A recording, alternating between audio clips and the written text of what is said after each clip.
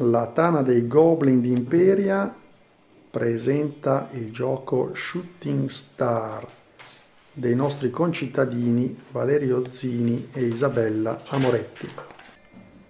Ecco la scatola, che è una comoda scatola per 110 carte. La apriamo.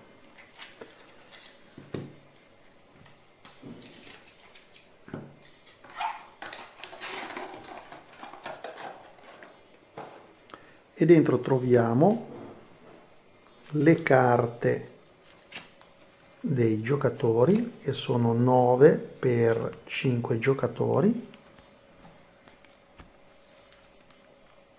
Dopodiché troviamo le carte dei pianeti. Abbiamo le carte numerate con l'1 e il 2, vedete che non hanno numero, pardon, non hanno nome, mentre le carte numerate 3 e 4 hanno il nome di un pianeta. I pianeti sono 6, poi abbiamo i buchi neri, che hanno delle regole particolari, e abbiamo delle carte con in alto una luna, che rappresentano punti aggiuntivi alla fine della partita. Infine abbiamo la carta del primo giocatore, che rappresenta Dark Invader, l'ammiraglio della galassia, e le carte obiettivo, che sono segrete e sono numerate da 1 a 3, che sono poi i punti che daranno a fine partita. Ma vediamo il setup. 7 carte sono previste per tutte le partite, sono i 6 pianeti più un buco nero. Si aggiungono casualmente un numero di carte in base al numero dei giocatori. Si va da 2 giocatori con 12 pianeti a 5 giocatori con 30 pianeti in totale. Noi faremo un setup per 4 giocatori. Viene disposto un rettangolo di 6 carte per 4.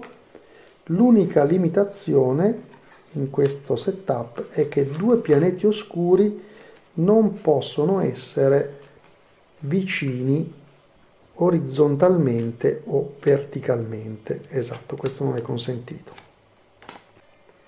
Ogni giocatore prenderà casualmente una carta missione da 1, una da 2 e una da 3. Ricordate che vanno tenute segrete. Le carte da 1 danno un punto, quelle da 2 2 punti, mentre quelle da 3 hanno 2 obiettivi e possono essere conquistati entrambi e raggiungere i 3 punti, o separatamente, e allora danno solo un punto. I giocatori a turno metteranno una carta distruzione sulla carta di un pianeta coperta.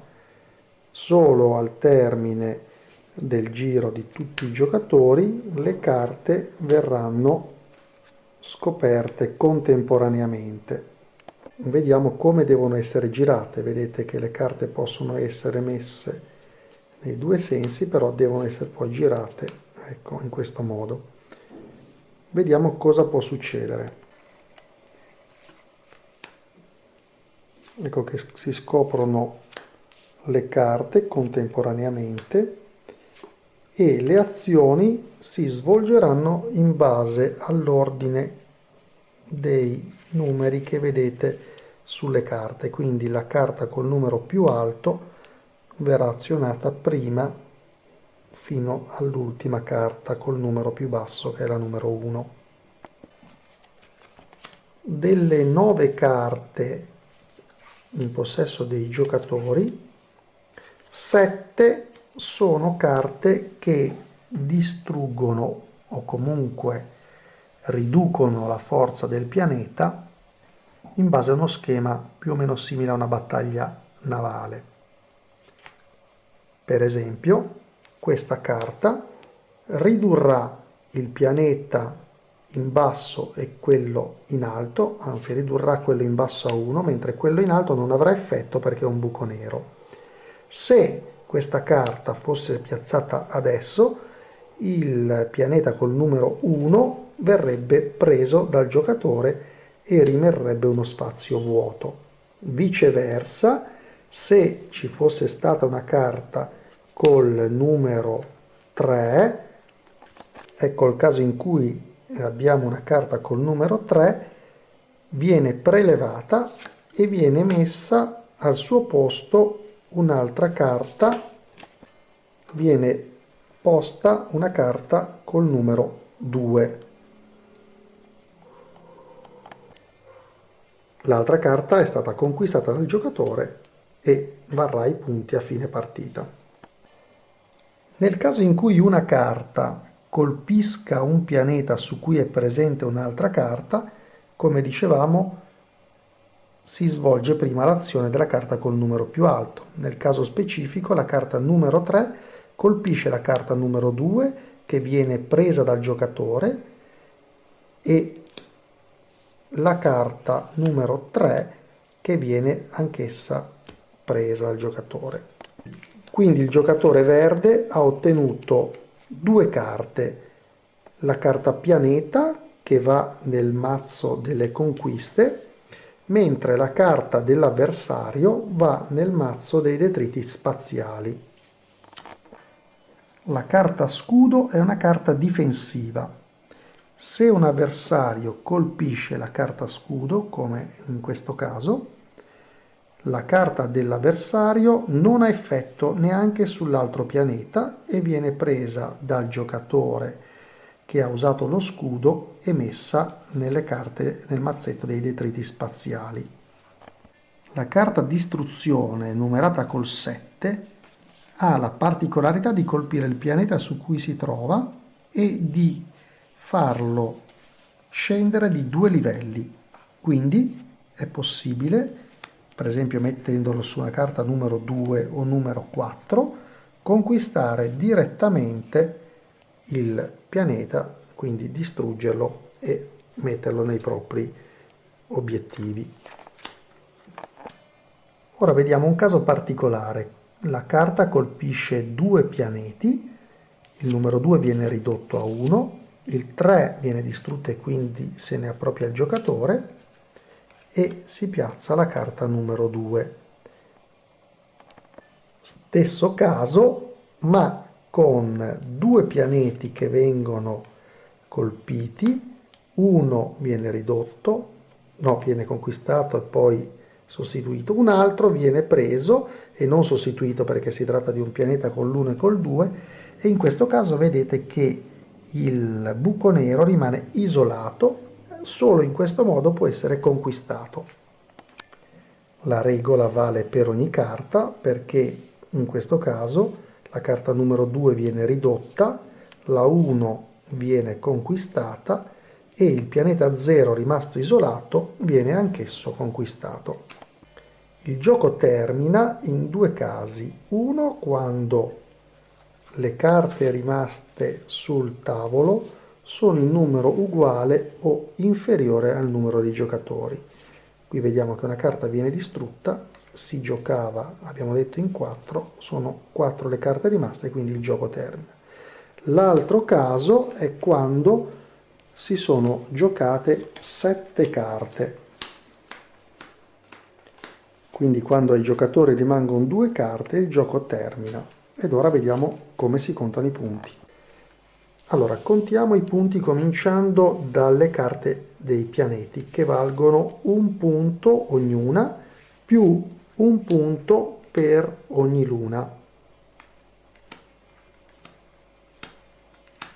In questo caso, come abbiamo visto, ci sono 2 lune e 1, 2, 3, 4, 5, 6, 7, 8 pianeti, sono 8 e 2, 10 punti, giusto? Vediamo gli obiettivi. Il primo obiettivo ci chiedeva di catturare almeno 2 lune ed è stato raggiunto. un punto ulteriore. Il secondo obiettivo, quello di valore di 2 punti, ci chiedeva di catturare lo stesso numero di pianeti 1, 2 e 3, 4. Questo obiettivo non è stato raggiunto, quindi i 2 punti non si ottengono. Infine l'obiettivo numero 3 ci chiedeva di conquistare il pianeta Orcus e il pianeta 0. È stato conquistato 0, ma non è stato conquistato Orcus, quindi nonostante si sia conquistati 2 pianeti 0, sarà solo un punto che otterremo. Infine conteremo il numero delle carte che abbiamo nel mazzetto dei detriti spaziali e il giocatore o i giocatori che hanno il numero maggiore di carte detrito spaziale otterranno 3 punti. Ed ora un annuncio un po' particolare. Come si vince? Il giocatore che ha il maggior numero di punti vittoria vince la partita. Saluti. Naturalmente ci sarà il caso in cui il pareggio si debba in qualche modo risolvere.